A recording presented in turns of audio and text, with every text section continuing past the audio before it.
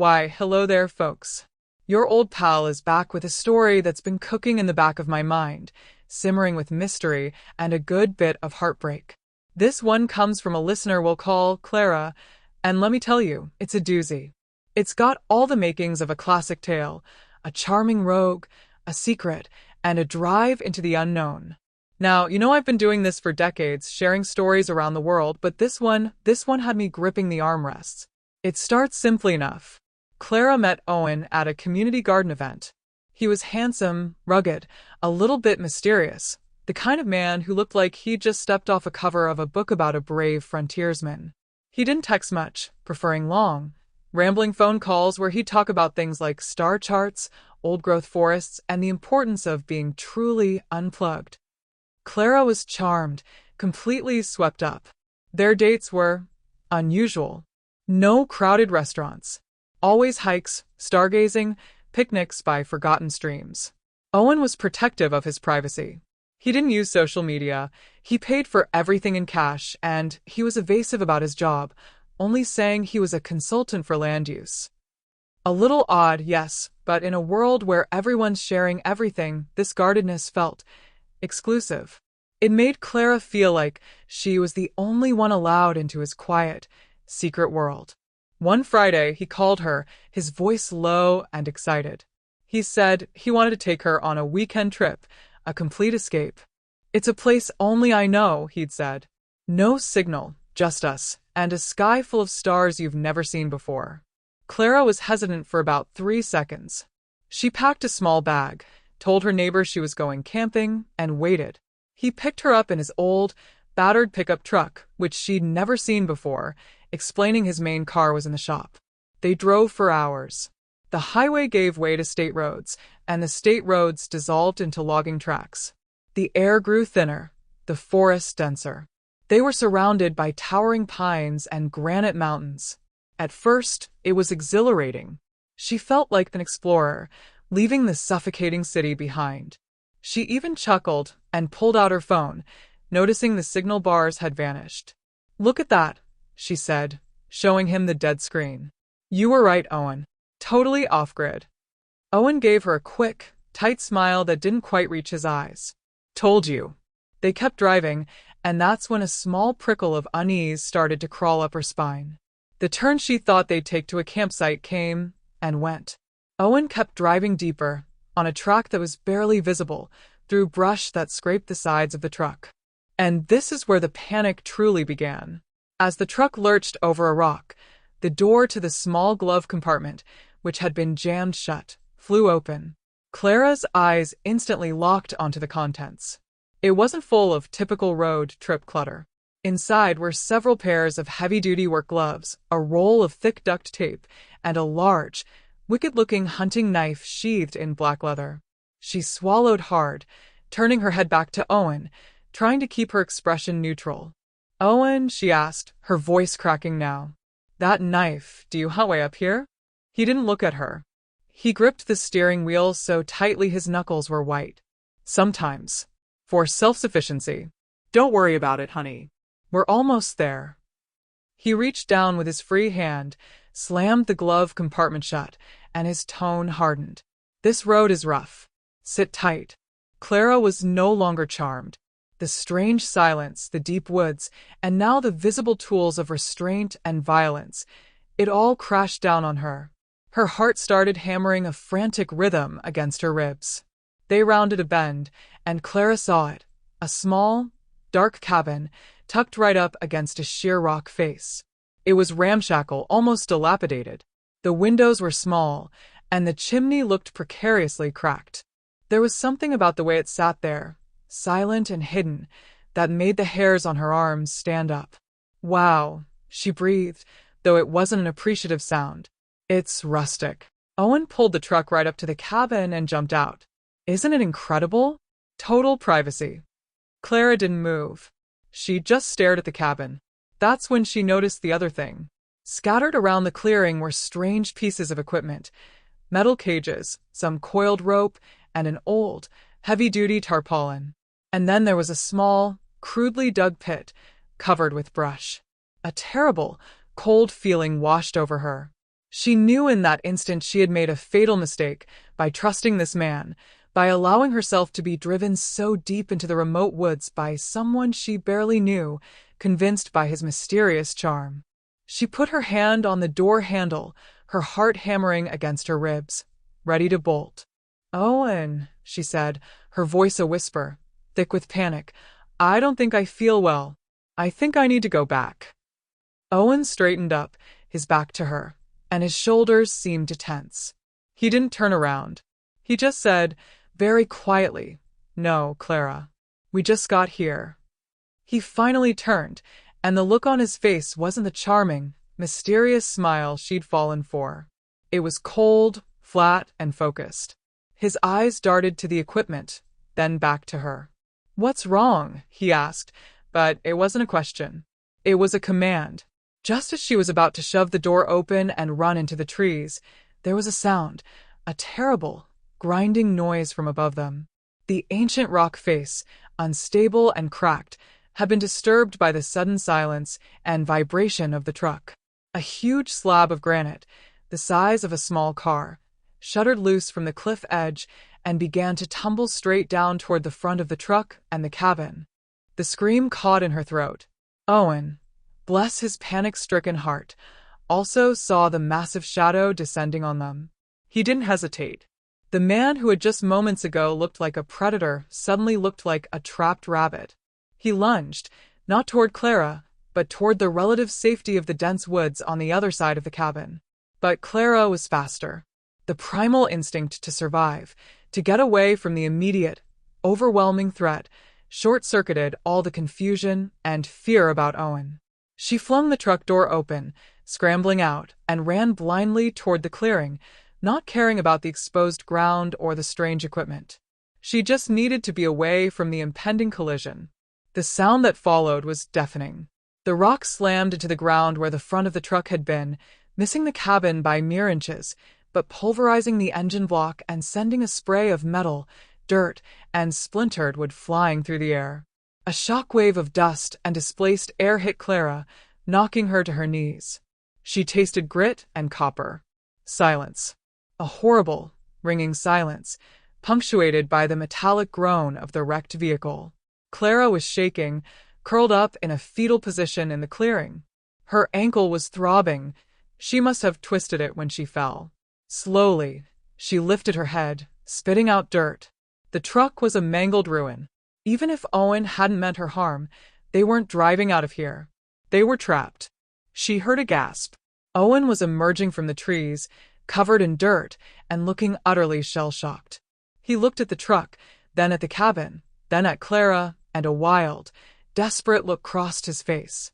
"My truck," he mumbled. "It's gone." His concern wasn't for her, or for the near-death experience. It was for the vehicle.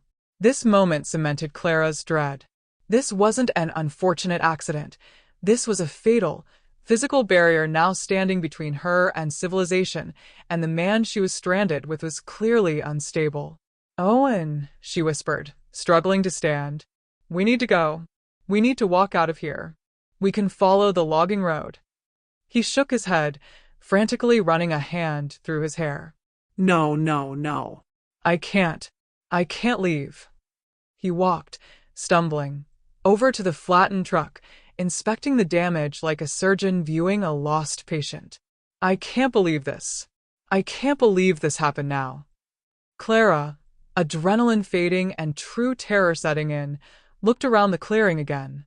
The broken truck was horrifying, but her eyes landed on the covered pit. The brush had been displaced by the shockwave, and the covering was now loose. She saw a corner of something brown and rough underneath. It wasn't just a pit. It was a hole. A carefully dug, rectangular hole. Owen was muttering to himself, completely lost in his own disaster. This was her chance. She quietly hobbled away from the wreckage, keeping her eyes fixed on his back, and edged toward the edge of the woods. And that's when she saw it. Lying on the ground, half covered by the debris from the rockfall, was a piece of Owen's old tarpaulin. And underneath it, not far from the pit, was a small, bright piece of colored cloth, a woman's scarf, intricately embroidered, but torn and dirty. It didn't belong to Clara. The sight of that scarf, beautiful, clearly expensive, and utterly out of place, sent a chill through Clara that was colder than the mountain air. It was the moment the terrifying suspicion solidified into a brutal, undeniable truth. Owen wasn't just eccentric, he was dangerous, and the cabin wasn't a getaway, it was an ambush site. The pit, the cages, the total isolation, it all made a terrible, sickening sense. She forced herself to stop staring at the scarf. She took a deep, shaky breath and willed her face to be blank, to be normal. She had to pretend she hadn't seen a thing. Her survival now depended on her ability to act. "Owen," she called out, her voice managing a shaky, almost convincing concern. "We need to figure out what to do. The truck is gone. We need help." Owen finally looked up, his face grim.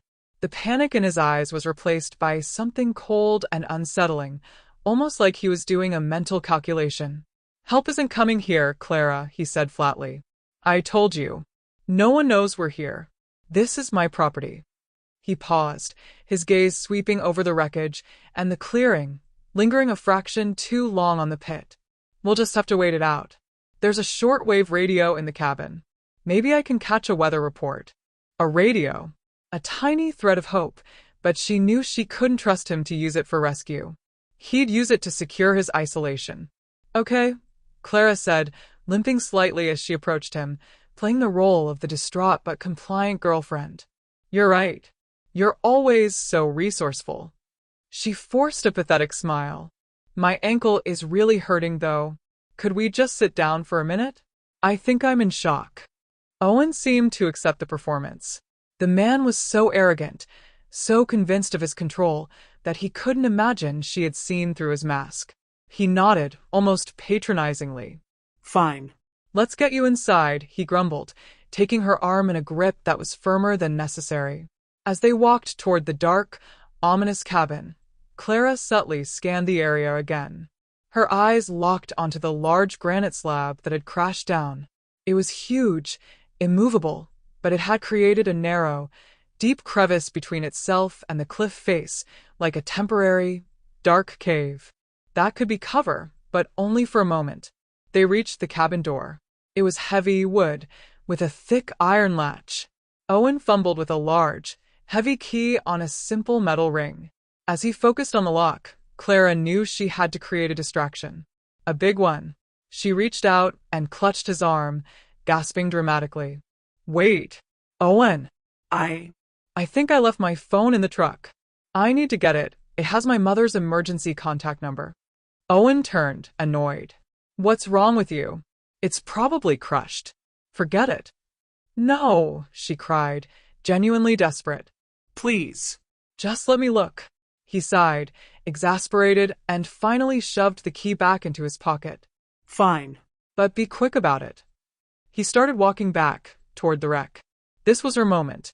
Instead of following him, Clara veered, sprinting as fast as her aching ankle would allow toward the crashed granite slab, toward the cliff face, praying her speed and the noise of his muttering would cover the sound of her escape. She threw herself into the narrow, dark gap created by the rockfall, just as Owen looked up from the wreck, sensing her deception. He saw her disappear and roared her name. "Clara." The narrow gap was cold and smelled of wet earth and ancient stone. Clara flattened herself against the cliff face, the rough granite scraping painfully against her jacket. The roar of Owen's voice, a sound of pure, furious betrayal, was instantly followed by the rapid crunch of his boots on the gravel. He wasn't running aimlessly. He knew the land. "You can't hide from me, Clara. This is my mountain." His voice echoed off the rock, bouncing off the trees, sounding like it was coming from everywhere at once. She pressed herself deeper into the shadows. The crevice wasn't deep, maybe 10 feet at most, before the cliff face resumed its sheer, seamless ascent. It was a temporary reprieve, a blind spot. She heard him stop right outside her hiding place. He was breathing heavily, a low, guttural sound. He was close enough that she could smell the pine and sweat on him. "I know you're here," he hissed, his voice dropping to a terrifying whisper. "You saw the hole, didn't you? You think you're clever, but you just made this a whole lot harder for both of us. Clara squeezed her eyes shut, fighting the urge to sob. She could feel his eyes searching the shadows. She focused on her breathing, trying to make her inhales as shallow and silent as possible. Then she heard the shift. Not a step, but the distinct clink of metal against stone. Owen had something in his hand. She didn't dare look, but her imagination painted a horrifying picture. The coiled rope she'd seen, or perhaps something heavier, something sharper. After what felt like an eternity, his footsteps moved away, slowly at first, then gaining speed as he headed back toward the front of the cabin. She risked a small peek. He was gone, presumably circling the area, expecting her to flee into the forest. This gave her seconds. She had to move, but not into the main woods, which he knew like the back of his hand. She scrambled out of the crevice, ignoring the sharp, shooting pain in her ankle. Her eyes scanned the cliff face again. The crash had done more than just create a hiding place. It had revealed something. High up, where the impact had peeled away a thick layer of moss and dead ivy, she saw a slight irregularity. A faint line, almost invisible, running horizontally across the stone. It looked like the outline of a door. It seemed impossible. A door built directly into the sheer rock face, hidden for decades. But the disruption of the rockfall had exposed a small, metal latch, half rusted but undeniably there. She used the last of her strength, hopping and clawing her way up the debris pile, until she could reach the latch. It was cold, stiff, and stuck fast. She pulled, gritted her teeth, and pulled again, putting all her weight and the last remnants of her adrenaline into the effort. With a grinding, metallic groan, the latch snapped free. She pushed against the seemingly solid rock where the outline was. Nothing. She shoved harder. This time, a section of the cliff face, about the size of a small pantry door, swung inward, revealing a gap of absolute, impenetrable darkness. And then she heard Owen's boots again, faster this time, closing in from the woods, his search coming up empty. Clara didn't think. She didn't question the logic, or the danger of stepping into the unknown. Owen's voice was a primal terror closing in. She spun, stumbled, and threw herself headfirst into the black hole in the rock, pulling the heavy stone door shut behind her with a final, desperate slam. The silence that followed was instant and absolute, a tomb-like vacuum. She was alone, trapped, but out of sight. She leaned against the cold stone, panting, her heart trying to beat its way out of her chest. She had escaped Owen's initial threat, driven into the woods and cornered. Now, she was met with this, a secret, man-made entrance, built directly into the very mountain that Owen claimed to own, leading into a darkness that felt far older and more mysterious than the danger outside. The sudden, absolute darkness was dizzying. Clara blinked, but it made no difference. She couldn't see her hand in front of her face. The air inside the passage was cold, dry, and carried a faint, coppery scent she couldn't place.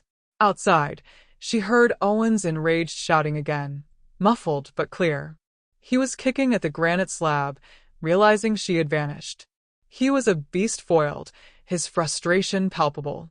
Clara slowly ran her hands over the stone door, confirming the seal was tight. The latch was sturdy, holding fast. For now, she was safe from him, but only for now. She was essentially buried alive. She slid down the wall, letting her throbbing ankle rest. The panic, which had been a searing flame, was now banked, replaced by a strange, morbid curiosity. What had she found? And more importantly, why did a recluse like Owen, who lived in a rundown cabin, not know about a heavily fortified secret entrance in his own cliff face? Or did he? Taking another deep breath, Clara forced her survival instinct to take over her fear. She needed light, and she needed to know where this passage led. She patted her jacket pockets, remembering. She had her small, silver keychain, and on it a tiny, cheap LED flashlight. A souvenir from a museum trip months ago. Her fingers trembled as she found it and clicked the switch. A thin, weak beam of light sliced through the darkness, illuminating a space that made her gasp for the third time that day. This wasn't a cave or a natural fissure. It was a passage, smoothly cut and clearly man-made, but ancient. The walls weren't rough granite. They were lined with interlocking stone blocks, expertly fitted without mortar. The passage sloped downward, and she could see faded, crumbling carvings on the walls, just at the edge of the light's reach, shapes she couldn't quite decipher, but they looked vaguely geometric, almost like a complex map. As she moved the beam, she saw what looked like a set of old, rickety wooden steps leading down further into the mountain. But she didn't take them. Her light caught on something resting on a small stone ledge cut into the wall near the steps. It was a small, canvas pouch, tied shut with a leather thong. Clara hesitated. Owen was right outside, still yelling. But the sheer improbability of this place, the evidence of someone else's secret, drove her on. She quickly snatched the pouch and untied the thong. She tipped the contents into her palm. Her weak flashlight beam revealed a handful of items. A few small, tarnished silver coins, stamped with an unfamiliar crest. A leather-bound journal, its pages warped by dampness. A carefully folded, stiff piece of paper, a map. And most critically, a small, dark object that looked like a very old, heavy-duty compass, its glass face cracked, but the needle still pointing resolutely. Clara realized that this place wasn't just a hiding spot. It was a cache. Someone had fled here long ago, just like her, but they had left a trail. She stuffed the items back into the pouch and tied it to her waist. Her whole perspective shifted. She was no longer just running from Owen. She was now following a hidden path to something, a path that Owen was either unaware of or hadn't been able to penetrate. The mountain was not his. She hobbled to the steps. She had a compass, a map, and a desperate hope. Owen would find his way in eventually, or he'd just wait her out. She couldn't stay here. Holding the compass in one hand and the tiny light in the other, Clara took a deep breath, steeling her nerves with a courage born of pure necessity, and began her slow, painful descent into the earth. She had been driven into the woods by a charming man who turned out to be a monster. But when she was met with this, a secret underground passage built by people long gone, complete with the tools they left behind, she found not just a sanctuary, but a new path to survival and the key to a mystery far greater than the one she'd been running from.